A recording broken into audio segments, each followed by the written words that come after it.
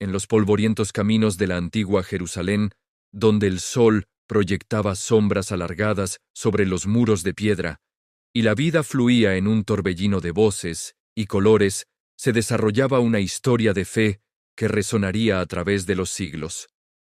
Hoy, vamos a sumergirnos en uno de los relatos más conmovedores y poderosos de los Evangelios, el día en que Jesús devolvió la vista a un hombre ciego de nacimiento. Imagina por un momento un mundo sin luz, sin colores, sin poder ver el rostro de un ser querido o el brillo del sol al amanecer. Esta era la realidad de un hombre sentado al borde del camino, día tras día. Su mundo era una oscuridad perpetua, su existencia marcada por la dependencia y la indiferencia de los que pasaban. Para muchos, era solo una parte del paisaje, una figura anónima a la que se acostumbraron a ignorar. Pero para Dios, él nunca fue invisible. Su vida, aunque sumida en la oscuridad física, estaba a punto de convertirse en un faro de luz espiritual para todos. Un día, mientras Jesús caminaba con sus discípulos, lo vieron. La pregunta de los discípulos fue inmediata, reflejando una creencia común de la época. Rabí, ¿quién pecó, este o sus padres, para que haya nacido ciego? Buscaban una causa, una explicación simple para un sufrimiento tan profundo. Querían entender la lógica del pecado y la consecuencia. Pero la respuesta de Jesús cambió por completo la perspectiva, elevando la conversación desde el juicio terrenal hasta el propósito divino. Jesús respondió: No es que pecó ni sus padres, sino para que las obras de Dios se manifiesten en él. ¡Qué palabras tan extraordinarias! En un instante, Jesús redefinió el sufrimiento de este hombre. No era un castigo, sino una oportunidad. Su ceguera no era el final de su historia, sino el escenario donde el poder y la gloria de Dios estaban a punto de brillar de una manera inolvidable. Jesús nos enseña aquí una lección fundamental. A veces, las mayores dificultades de nuestra vida no son para castigarnos, sino para prepararnos para una manifestación de la gracia de Dios. Entonces, en un acto lleno de simbolismo y poder, Jesús hizo algo inesperado. Escupió en el suelo, hizo lodo con la saliva y lo aplicó sobre los ojos del ciego. Este gesto, que podría parecer extraño, era profundamente significativo. Usó la tierra, el polvo del que fuimos creados, para iniciar un acto de nueva creación. Era un recordatorio de que el mismo Dios que formó al hombre del polvo de la tierra, ahora estaba presente para restaurar y hacer todo nuevo. Luego, le dio una instrucción simple pero crucial. Ve a lavarte en el estanque de Siloé. El nombre Siloé significa enviado, un detalle que no es casualidad. El hombre ciego fue enviado a lavarse en el estanque del enviado, por orden del enviado de Dios, que es Jesús mismo. Este acto de obediencia era un acto de fe. El hombre no cuestionó, no dudó. Con el lodo cubriendo sus ojos, y dependiendo solo de la palabra de Jesús, se puso en camino. Imaginen su viaje. Cada paso era una declaración de confianza. No podía ver a dónde iba, pero creía en quién lo había enviado. Se movía a través de la multitud, quizás guiado por el sonido o la ayuda de alguien, con una esperanza que nunca antes había sentido. Su obediencia en la oscuridad fue la clave que desbloquearía su milagro.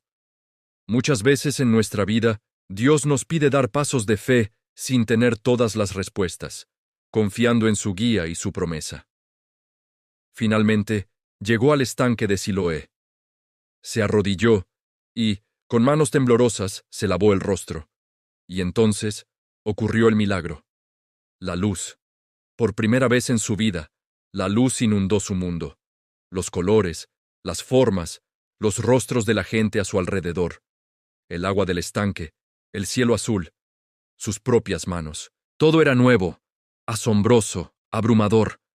La oscuridad que había sido su única compañera se desvaneció para siempre, reemplazada por la gloriosa realidad de la vista. Su gozo debió ser indescriptible. Regresó, pero ya no era el mismo hombre. Su transformación era tan radical que la gente que lo conocía de toda la vida no podía creerlo.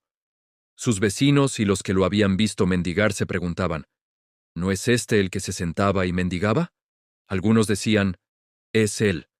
Otros decían, «Se le parece». La confusión era tal que él mismo tuvo que intervenir y declarar con firmeza, «Yo soy». Su identidad había sido restaurada, su vida completamente transformada. Ya no era el ciego, sino un hombre con un testimonio. La noticia del milagro se extendió como un reguero de pólvora y pronto llegó a oídos de los fariseos, los líderes religiosos. En lugar de regocijarse por la asombrosa curación, se centraron en el hecho de que Jesús había realizado el milagro en sábado, el día de reposo. Su legalismo los cegó a la maravillosa obra de Dios que tenían delante. Interrogaron al hombre una y otra vez, tratando de encontrar una falla en su historia, una manera de desacreditar a Jesús. Pero el hombre, que antes era ciego, ahora veía con una claridad que los fariseos no poseían. Su vista física recién adquirida era un reflejo de su creciente perspicacia espiritual. Cuando le preguntaron qué pensaba de Jesús, respondió sin dudarlo, que es profeta. Su testimonio era simple, directo y poderoso. Se basaba en su propia experiencia innegable. Sabía lo que Jesús había hecho por él, y ninguna argumentación podía cambiar esa realidad.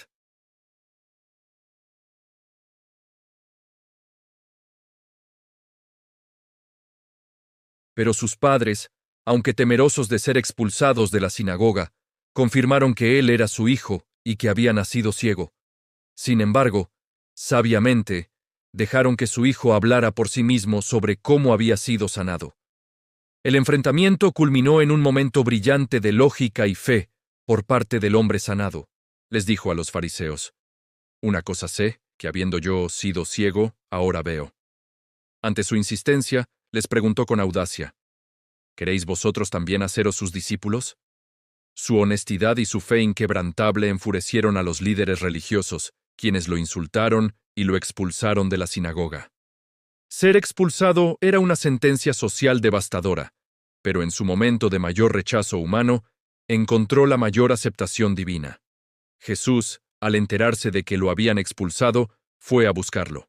Este es un detalle hermoso. Jesús no abandona a los que son rechazados por causa de su nombre. Lo encontró y le hizo la pregunta más importante de todas. ¿Crees tú en el Hijo del Hombre?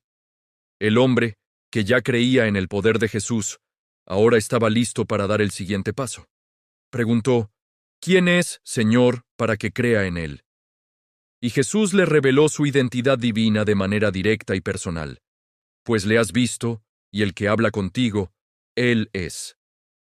En ese momento, la sanación física del hombre se completó con la sanación espiritual.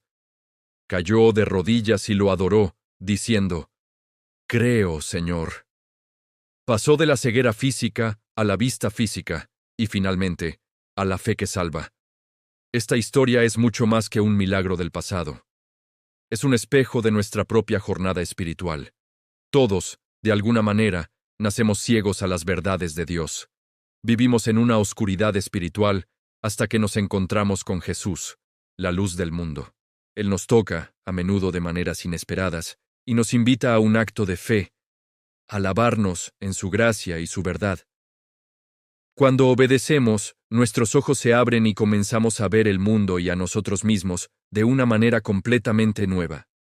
Al igual que el hombre sanado, podemos enfrentar oposición y rechazo cuando compartimos nuestro testimonio, pero nuestra experiencia personal con Cristo es innegable.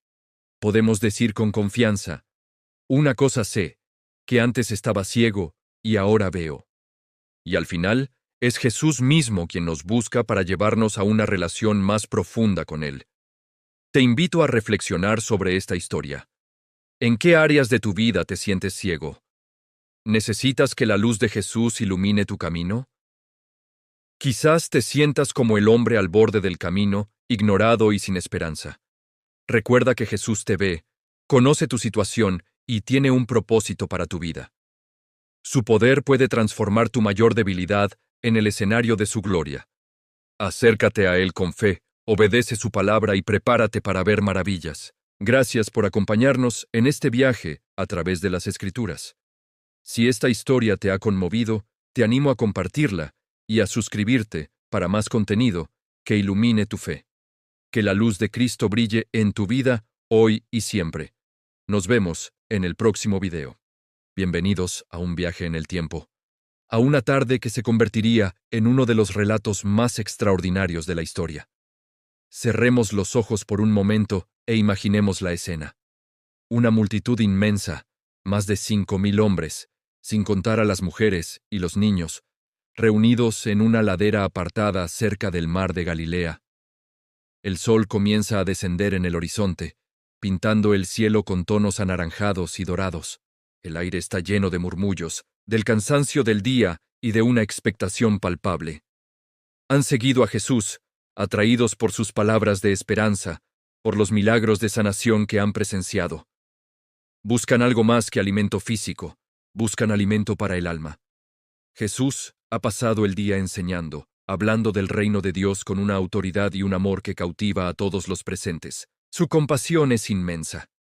Al ver a la multitud, no ve una masa anónima, sino a miles de individuos con sus propias esperanzas, miedos y necesidades.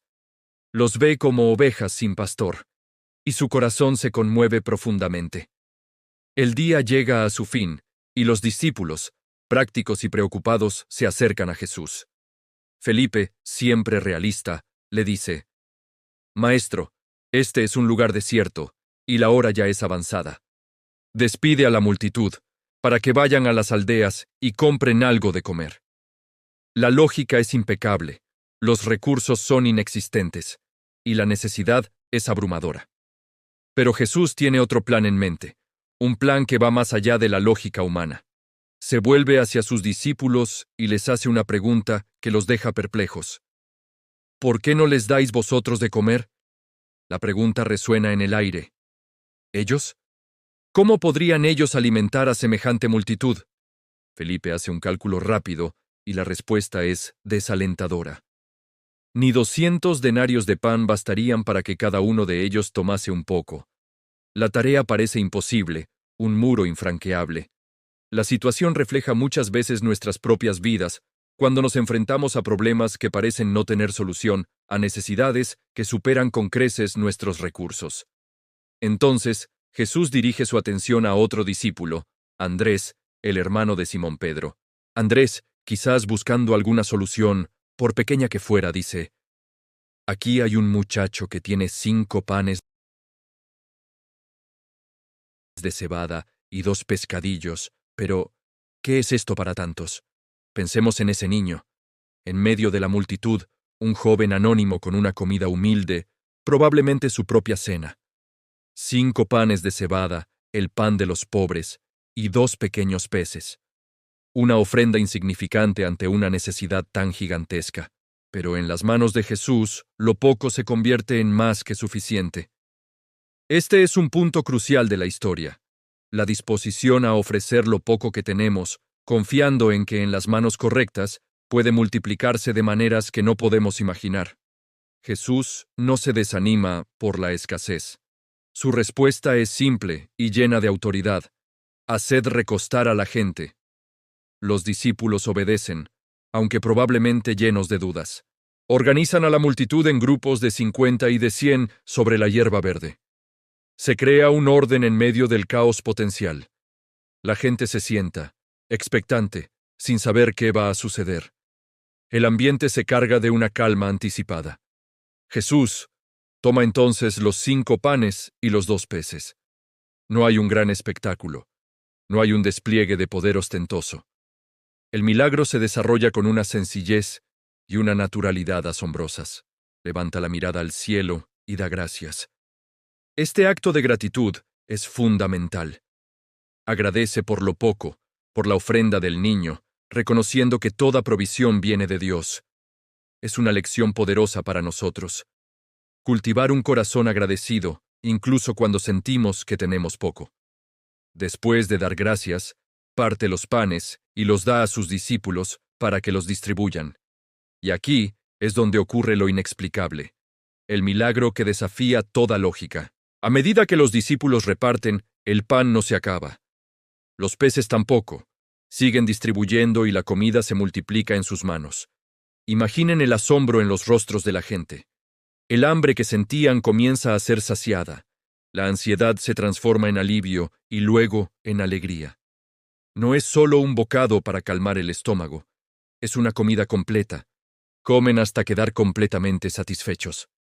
Todos, desde el más anciano hasta el niño más pequeño, reciben su porción. El murmullo de la multitud cambia. Ahora es un murmullo de asombro y gratitud. El aroma del pan y el pescado llena el aire. El milagro no es solo la multiplicación de la comida, sino también la manifestación tangible del amor y el cuidado de Dios por su pueblo. Una vez que todos han comido y están satisfechos, Jesús da otra instrucción que revela su naturaleza. Recoged los pedazos que sobraron para que no se pierda nada. Este detalle es fascinante. Aquel que puede crear comida de la nada se preocupa por no desperdiciar las sobras. Es un testimonio de la buena administración y del valor que Dios le da a sus dones, por abundantes que sean. Los discípulos obedecen y llenan 12 cestas con los trozos de los 5 panes de cebada que sobraron. 12 cestas, una para cada discípulo. Un recordatorio tangible y personal del milagro que acaban de presenciar y del que han sido parte activa. La abundancia que sobró era mayor que la cantidad inicial. Este milagro va mucho más allá de simplemente alimentar a una multitud hambrienta. Es una profunda enseñanza espiritual. Jesús se revela a sí mismo como el pan de vida, aquel que puede satisfacer el hambre más profunda del corazón humano, un hambre que ninguna cantidad de comida física puede saciar. Al día siguiente, cuando la gente lo busca de nuevo, Él les dice: trabajad, no por la comida que perece, sino por la comida que a vida eterna permanece, la cual el Hijo del Hombre os dará. Nos invita a buscar en Él el sustento verdadero y duradero. La historia de la alimentación de los 5,000 es un faro de esperanza. Nos enseña que Dios puede tomar nuestras pequeñas ofrendas, nuestros 5 panes y 2 peces, y multiplicarlos para lograr cosas extraordinarias. Nos recuerda que, ante la imposibilidad, la fe y la confianza en Dios abren la puerta a los milagros. Nos asegura que Él se preocupa por nuestras necesidades, tanto físicas como espirituales, y que su provisión es siempre abundante, superando nuestras expectativas.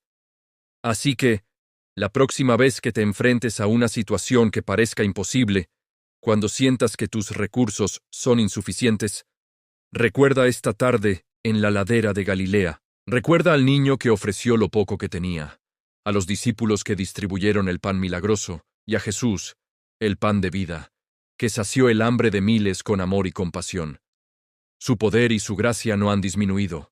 Él sigue siendo el mismo ayer, hoy y por siempre, capaz de hacer infinitamente más de lo que pedimos o entendemos. Gracias por acompañarnos en este relato. Si esta historia ha tocado tu corazón, te invitamos a suscribirte a nuestro canal para explorar más relatos de fe y esperanza. Comparte este video con alguien que necesite un recordatorio del poder milagroso de Dios. Nos vemos en el próximo video.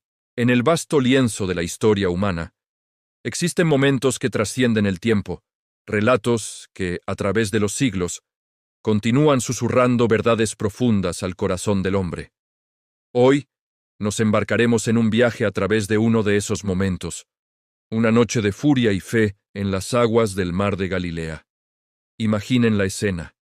El día ha sido largo y exigente. Jesús, después de haber enseñado a multitudes, de haber sanado a los enfermos y consolado a los afligidos, busca un momento de respiro. Con sus discípulos más cercanos, sube a una barca. El sol se despide en el horizonte, tiñendo el cielo de tonos anaranjados y púrpuras, prometiendo una noche tranquila. El suave murmullo de las olas contra el casco de madera es una canción de cuna, y el cansancio finalmente vence al maestro. En la popa de la barca, sobre un cabezal, Jesús se duerme. Para los discípulos, muchos de ellos pescadores experimentados, este mar es su hogar, su lugar de trabajo. Conocen sus caprichos, sus cambios de humor, pero lo que está por venir desafiará todo su conocimiento y toda su experiencia. Sin previo aviso, el cielo se oscurece.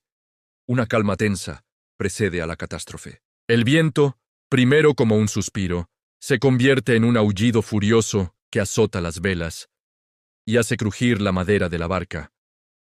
Nubes negras como la tinta devoran la luna y las estrellas, sumiendo todo en una oscuridad casi total, rota solo por el destello cegador de los relámpagos que rasgan el cielo y revelan un mar transformado.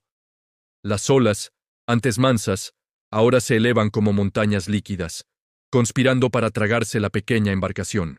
Cada cresta que rompe sobre la cubierta es una embestida helada y violenta. La barca es lanzada de un lado a otro, juguete de una fuerza descomunal. El agua comienza a inundar el interior, pesada y amenazante. Los hombres, curtidos por 1000 tormentas, sienten por primera vez un miedo que les cala hasta los huesos. Sus rostros, iluminados por los relámpagos, son máscaras de pánico. Gritan, luchan por achicar el agua, tiran de las cuerdas con manos temblorosas, pero sus esfuerzos son inútiles ante la magnitud de la tempestad. La naturaleza parece haberse desatado con una furia apocalíptica. En medio de este caos, de este estruendo ensordecedor y de la desesperación creciente, Jesús duerme. Duerme con la paz de quien descansa en los brazos de su Padre. Su quietud es un contraste tan profundo con la violencia que lo rodea que resulta casi increíble. Los discípulos, al límite de sus fuerzas y de su cordura, no pueden soportarlo más. Se abren paso hasta la popa, empapados, aterrorizados. Lo sacuden, su voz un grito ahogado por el viento. ¡Maestro! ¡Maestro! ¡Que perecemos! ¿No tienes cuidado de nosotros? En su pregunta resuena la angustia de toda la humanidad cuando se enfrenta a la adversidad. ¿Dónde estás, Dios, cuando mi mundo se desmorona? ¿Acaso no te importa mi sufrimiento? Jesús abre los ojos.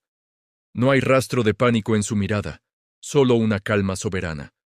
Se pone en pie, firme en la barca que se balancea violentamente. Su presencia impone un silencio momentáneo en los corazones de sus discípulos. No mira a los hombres asustados, sino que se vuelve hacia la fuente de su terror. Levanta su mano y con una voz que corta el rugido del viento y el estruendo de las olas, ordena: «¡Calla! ¡Enmudece!». Y entonces ocurre el milagro. El viento no disminuye gradualmente, cesa al instante. Las olas no se calman poco a poco, se aplacan de golpe. El mar, que segundos antes era un monstruo enfurecido, se convierte en un espejo sereno. Un silencio profundo y sobrecogedor desciende sobre ellos. La lluvia se detiene. Las nubes negras comienzan a abrirse, y un rayo de luna atraviesa la oscuridad, iluminando la escena con una luz plateada y etérea. Se hizo una gran bonanza, una calma absoluta. Los discípulos quedan paralizados, con la boca abierta, los remos caídos de sus manos. El miedo a la tormenta es reemplazado por un temor aún mayor, un asombro reverencial. Se miran unos a otros, con los ojos muy abiertos. El cambio ha sido tan instantáneo, tan total, que desafía toda lógica, toda ley natural. Entonces, Jesús se vuelve hacia ellos. Su voz es suave, pero penetra hasta lo más profundo de sus almas. ¿Por qué estáis así amedrentados? ¿Cómo es que no tenéis fe? La pregunta no es un regaño, sino una invitación a la reflexión. Les está preguntando: después de todo lo que habéis visto, después de todos los milagros, ¿aún dudáis de quién soy? ¿Aún creéis que una tormenta, por muy grande que sea, puede vencerme? ¿Aún no comprendéis que el poder que calma vuestro corazón es el mismo que calma el mar? Los hombres no responden, no pueden. ¿Qué podrían decir? Susurran entre ellos. Su voz llena de un nuevo tipo de temor, el temor que nace al estar en presencia de lo divino. ¿Quién es este, que aún el viento y el mar le obedecen? En esa pregunta radica el corazón de la historia. Ya no ven a Jesús simplemente como un maestro, un profeta o un sanador. Por primera vez, vislumbran su verdadera identidad, el Señor de la creación, aquel que tiene autoridad sobre las fuerzas más primarias y poderosas del universo. Esta historia no es solo un relato de un milagro ocurrido hace 2000 años. es un espejo de nuestras propias vidas. Todos nosotros, en algún momento, nos encontramos en nuestra propia barca, en medio de una tormenta inesperada. Puede ser la tormenta de una enfermedad, de la pérdida de un ser querido, de una crisis financiera, de la soledad o de la duda existencial. El viento aúlla con voces de ansiedad y miedo. Las olas de la adversidad amenazan con hundirnos, y sentimos que el agua nos llega al cuello. Y en medio de nuestra desesperación, a menudo sentimos que Jesús está dormido. Clamamos, «Señor, ¿no te importa que yo perezca?». Pero la historia nos asegura que Él está en la barca con nosotros. Su aparente silencio no es indiferencia. Es una invitación a despertar nuestra fe. Él está esperando que dejemos de luchar con nuestras propias fuerzas y nos volvamos a Él, reconociendo nuestra impotencia y su soberanía. Cuando finalmente lo hacemos, cuando clamamos a Él desde el fondo de nuestra angustia, Él se levanta. Y con una palabra, puede traer calma a la tormenta más violenta, tanto externa como interna. Puede silenciar los vientos de la ansiedad y aquietar las olas del pánico en nuestro corazón. La paz que sigue no es solo la ausencia de problemas, sino la presencia reconfortante y poderosa de Dios. Es una gran bonanza, una calma profunda que sobrepasa todo entendimiento. Así que la próxima vez que te encuentres en medio de tu tormenta, recuerda esta noche en el mar de Galilea. No te dejes vencer por el miedo, no creas que estás solo. Despierta al Maestro que viaja contigo en tu barca. Confía en que aquel a quien hasta el viento y el mar obedecen, tiene el poder de sostenerte y llevarte a un puerto seguro. Porque la fe no es la ausencia de tormentas, sino la certeza de que Jesús está en la barca con nosotros, y con Él a bordo, ninguna tempestad podrá jamás hundirnos. Gracias por acompañarnos en este viaje. Si esta historia ha tocado tu corazón, dale a me gusta, compártela con alguien que necesite escuchar este mensaje y suscríbete para más relatos que inspiran el alma. Hasta la próxima. En las polvorientas afueras de Jerusalén, en un pequeño pueblo llamado Betania, vivía una familia muy querida por Jesús. 2 hermanas, Marta y María, y su hermano, Lázaro. Eran más que seguidores, eran amigos cercanos. Su hogar era un refugio para Jesús, un lugar de paz y conversaciones profundas, lejos de las multitudes. Pero un día, la sombra de la enfermedad cayó sobre esta casa feliz. Lázaro enfermó gravemente. Con el corazón angustiado, Marta y María enviaron un mensaje urgente a Jesús, que se encontraba predicando en otra región. El mensaje era simple, pero cargado de fe y desesperación. Señor, el que amas está enfermo. Confiaban en que Jesús, al escuchar esto, dejaría todo y correría a su lado. Sabían de su poder, habían visto sus milagros. Seguramente no dejaría morir a su amigo. Pero la respuesta de Jesús fue desconcertante. Al recibir la noticia, no partió de inmediato. En cambio, dijo a sus discípulos, «Esta enfermedad no es para muerte, sino para la gloria de Dios, para que el Hijo de Dios sea glorificado por ella». Y permaneció 2 días más en el lugar donde estaba. Imaginen la confusión de los discípulos y sobre todo la creciente angustia en Betania. Cada hora que pasaba, la esperanza de las hermanas se desvanecía. ¿Por qué tardaba tanto? ¿Acaso no le importaba? Finalmente, después de esos 2 largos días, Jesús anunció a sus discípulos, «Vamos a Judea otra vez». Ellos, preocupados por su seguridad, le recordaron que los líderes religiosos querían apedrearlo allí, pero Jesús tenía un propósito mayor. Les dijo claramente, «Lázaro nuestro amigo duerme, pero voy para despertarlo». Los discípulos, pensando que hablaba del sueño literal, no entendieron. Entonces Jesús les reveló la cruda verdad. Lázaro ha muerto. Y me alegro por ustedes de no haber estado allí, para que crean. Pero vamos a él. Cuando Jesús y sus discípulos llegaron a Betania, el aire estaba cargado de luto. Lázaro llevaba ya 4 días en la tumba. La casa estaba llena de amigos y vecinos que habían venido a consolar a Marta y María. La esperanza de una curación se había transformado en la resignación de la pérdida. El tiempo para un milagro parecía haber pasado. Marta siempre la más activa y pragmática, al oír que Jesús se acercaba, salió corriendo a su encuentro, dejando a María en la casa. Su saludo a Jesús fue una mezcla de fe y reproche contenido. Señor, si hubieras estado aquí, mi hermano no habría muerto. Era el grito de un corazón roto que aún se aferraba a la fe en medio de la duda. Pero sé que aún ahora, todo lo que pidas a Dios, Dios te lo dará. Jesús la miró con una compasión que trascendía las palabras y le hizo una de las promesas más poderosas de toda la Biblia. Tu hermano resucitará. Marta, pensando en la resurrección futura, en el fin de los tiempos, respondió: Yo sé que resucitará en la resurrección, en el día final. Su fe era teológicamente correcta, pero limitada a un futuro lejano. No podía concebir el poder de Dios en el presente, en su aquí y ahora.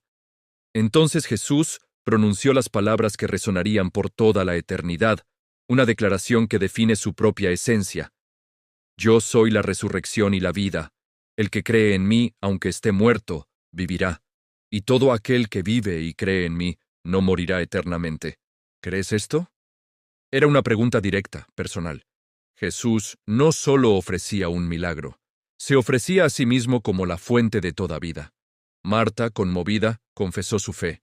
Sí, Señor, yo he creído que tú eres el Cristo, el Hijo de Dios, que has venido al mundo. Después de esta intensa conversación, Marta regresó a la casa y llamó a su hermana María en secreto. El Maestro está aquí y te llama, le susurró. María, al oírlo, se levantó rápidamente y fue hacia él. La gente en la casa, al verla salir con tanta prisa, pensó que iba a la tumba a llorar y la siguieron. La escena que siguió fue de una emoción cruda y palpable. María, al llegar a donde estaba Jesús, se postró a sus pies, repitiendo casi las mismas palabras de su hermana, pero con un torrente de lágrimas. Señor, si hubieras estado aquí, mi hermano no habría muerto. Su dolor era contagioso. Al verla llorar a ella y a todos los que la acompañaban, Jesús se conmovió profundamente en su espíritu y se turbó. Aquí vemos el lado más humano de Jesús. No era un ser divino distante e impasible ante el sufrimiento. El dolor de sus amigos era su propio dolor. Con la voz quebrada preguntó: ¿Dónde lo pusieron? Señor, ven y ve, le respondieron. Y entonces ocurrió uno de los momentos más conmovedores del Evangelio. Jesús lloró. El Creador del universo, el que tiene el poder sobre la vida y la muerte, lloró ante la tumba de su amigo. Lloró por Lázaro, lloró con Marta y María, lloró por la humanidad entera, atrapada en el dolor y la finalidad de la muerte. Este acto de empatía profunda silenció a algunos, mientras que otros murmuraban: «Miren cómo lo amaba».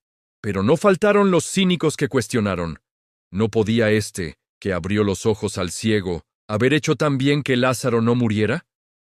No entendían que el retraso de Jesús no era por falta de poder o de amor, sino para revelar una gloria mucho mayor. Jesús, todavía conmovido, llegó al sepulcro. Era una cueva, y una gran piedra cubría la entrada. Entonces, con una autoridad que cortó el aire pesado de duelo, dio una orden que pareció una locura: «Quiten la piedra». Marta, la práctica, la realista, intervino de inmediato, horrorizada. «Señor, ya huele mal, pues lleva 4 días». Estaba tratando de proteger a Jesús, de proteger la dignidad de su hermano, de protegerse a sí misma de una visión y un olor insoportables. Estaba poniendo un límite humano al poder divino. Pero Jesús la miró fijamente y le recordó su promesa: ¿no te he dicho que si crees, verás la gloria de Dios? Con esa pregunta, Jesús estaba pidiendo una fe radical, una fe que fuera más allá de la lógica, del olfato, de la descomposición y de la misma muerte. Con manos temblorosas, obedecieron. La pesada piedra fue rodada, revelando la oscuridad de la tumba. El momento estaba cargado de una tensión insoportable. Silencio, expectativa. Jesús entonces levantó los ojos al cielo y oró. No fue una súplica desesperada, sino una conversación íntima y confiada con su Padre. «Padre, te doy gracias por haberme oído. Yo sabía que siempre me oyes, pero lo dije por causa de la multitud que está alrededor, para que crean que tú me has enviado. Su oración era para nosotros, para que entendiéramos que su poder venía del Padre. Y después de haber dicho esto, con toda la fuerza de su ser divino, clamó a gran voz. Una voz que no solo rompió el silencio de Betania, sino que resonó en las profundidades del mismo Seol, el lugar de los muertos. Lázaro, ven fuera. No fue una sugerencia, fue una orden del autor de la vida dirigida a la muerte, y la muerte, por primera vez, tuvo que obedecer. Desde la oscuridad de la tumba se oyó un ruido, un movimiento, y entonces, ante los ojos atónitos de todos, apareció una figura en la entrada de la cueva. Era Lázaro, vivo. Sus manos y pies estaban todavía atados con las vendas funerarias, y su rostro estaba cubierto con el sudario. Estaba vivo, pero aún atado por los símbolos de la muerte. La multitud quedó paralizada, en un shock colectivo de terror y asombro. Jesús, con calma, dio la última instrucción, invitando a la comunidad a participar en el milagro final. Desátenlo y déjenlo ir. Fueron los amigos y familiares de Lázaro, quienes, con manos temblorosas, le quitaron las vendas, liberándolo por completo de las ataduras de la muerte. Imaginen el primer abrazo. Las lágrimas de incredulidad transformadas en lágrimas de alegría desbordante. Lázaro, el que estaba muerto, ahora vivía y respiraba entre ellos. Este milagro fue la cumbre del ministerio terrenal de Jesús. No solo devolvió un amigo a sus hermanas, sino que se reveló a sí mismo como la victoria sobre nuestro mayor enemigo, la muerte. Nos mostró que incluso en nuestras situaciones más desesperadas, cuando todo parece perdido, cuando la esperanza huele a descomposición, su voz tiene el poder de llamar vida donde solo hay muerte. La historia de Lázaro es una promesa para cada uno de nosotros. Jesús se para hoy frente a las tumbas de nuestras vidas, las áreas muertas, los sueños rotos, las relaciones perdidas, y nos hace la misma pregunta que a Marta. ¿Crees esto? Él es la resurrección y la vida. Y su poder no se limita al pasado, sino que está disponible aquí y ahora para desatarte y dejarte ir hacia una nueva vida. Gracias por acompañarnos en este viaje. Si esta historia te ha conmovido, compártela y suscríbete para más contenido que inspira. Hasta la próxima. En las bulliciosas calles de la antigua Galilea, donde la vida cotidiana se tejía con hilos de tradición y fe, una historia de desesperación y esperanza estaba a punto de desplegarse. Una historia que resonaría a través de los siglos, un testimonio del poder de la fe inquebrantable. Esta es la crónica de una mujer sin nombre, cuya vida estuvo marcada por 12 largos años de sufrimiento, y el encuentro que lo cambiaría todo. Imaginen por un momento la vida en el primer siglo. Una sociedad regida por leyes religiosas y costumbres sociales muy estrictas. Para esta mujer, su aflicción, una hemorragia constante, no era solo una dolencia física. Según la ley levítica, la convertía en ritualmente impura. Cualquier persona o cosa que tocara también se volvía impura. Esto significaba un aislamiento total. No podía abrazar a sus seres queridos, compartir una comida en familia o entrar en el templo para orar. Estaba marginada, una paria en su propia comunidad, viviendo en la sombra de la vergüenza y la soledad. El Evangelio de Marcos nos cuenta que había gastado todo lo que tenía en médicos. Podemos imaginarla viajando de ciudad en ciudad, buscando la cura que le devolviera la vida. Cada nuevo tratamiento, cada nuevo especialista, era una nueva esperanza que pronto se desvanecía, dejándola no solo más enferma, sino también en la pobreza. 12 años. Más de 4.000 días de dolor físico y una angustia emocional aún mayor. ¿Cuántas veces habría llorado en soledad, preguntándose si algún día volvería a ser considerada limpia, si algún día sentiría el calor de un abrazo sin temor? Pero entonces, un murmullo de esperanza comenzó a recorrer las polvorientas calles. Hablaban de un hombre de Nazaret, un maestro y hacedor de milagros llamado Jesús. Las historias sobre él eran asombrosas. Decían que devolvía la vista a los ciegos que hacía caminar a los paralíticos e incluso que resucitaba a los muertos. Para una mujer que había perdido toda esperanza en la medicina convencional, estos relatos eran como un faro en la noche más oscura. Una idea audaz, casi impensable, comenzó a formarse en su mente. Ese día, Jesús se dirigía a la casa de Jairo, un importante líder de la sinagoga, cuya hija estaba al borde de la muerte. Una gran multitud lo seguía, apretujándose a su alrededor, ansiosa por ver otro milagro o simplemente por estar cerca de este hombre extraordinario. La escena era caótica, un mar de gente empujando y moviéndose. Para nuestra protagonista, abrirse paso entre esa multitud era un desafío monumental. Cada empujón era un recordatorio de su debilidad, cada contacto accidental un riesgo de transmitir su impureza y ser descubierta.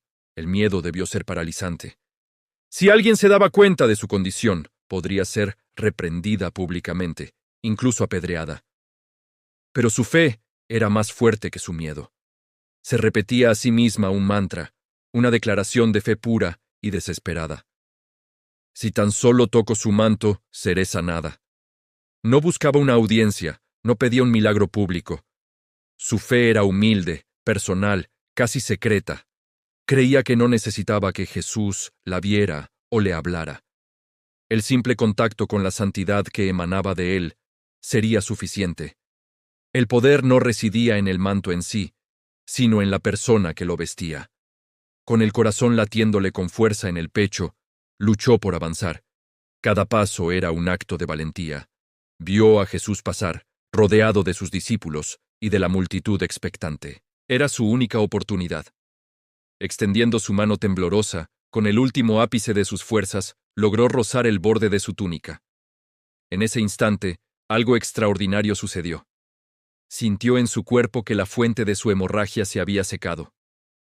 El flujo de sangre que la había atormentado durante 12 años cesó de repente.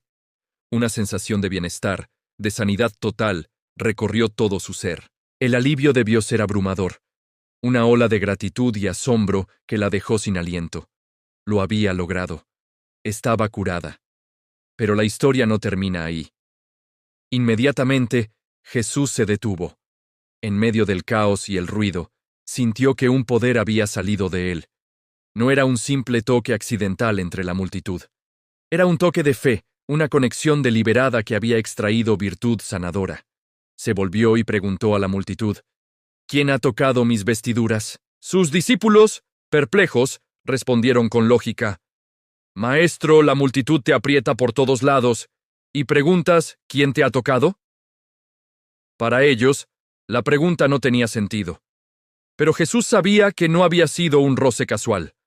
Sus ojos recorrieron a la multitud, buscando a la persona que había ejercido tal fe. La mujer, al ver que no podía pasar desapercibida, se llenó de temor y temblor. Sabía lo que había hecho. Había tocado a un rabino santo estando en su estado de impureza. Se acercó. Cayó de rodillas ante él y, con una voz probablemente quebrada por la emoción y el miedo, le contó toda la verdad.